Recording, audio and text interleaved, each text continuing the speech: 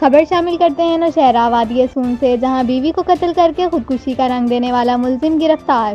توقیر محمد نعیم، district police officer Khushab کی جانب سے ایس ایچ او تھانہ نوشہرہ کی زیر نگرانی خصوصی ٹیم کی کامیاب کارروائی۔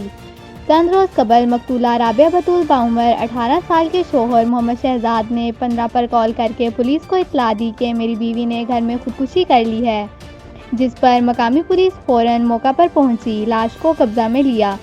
حالات واقعات مشکوک ہونے پر محمد شہزاد سے تفتیش کا عمل شروع کیا گیا، جس نے دوران تفتیش رات 11 بجے بیوی کو گلے میں پھندا ڈال کر قتل کرنے کا انکشاف کیا۔ وجہ عناد خاوند بیٹے کا خواہش مند تھا، جبکہ بیٹی پیدا ہونے پر رنج مند تھا۔ تھانہ نوشہرہ کی پولیس نے شوہر کو گرفتار کر لیا۔ ملزم کو ٹھوس شواہد کی بنیاد پر مقدمہ قائم کر کے قرار واقعہ سزا دلوائی جائے گی۔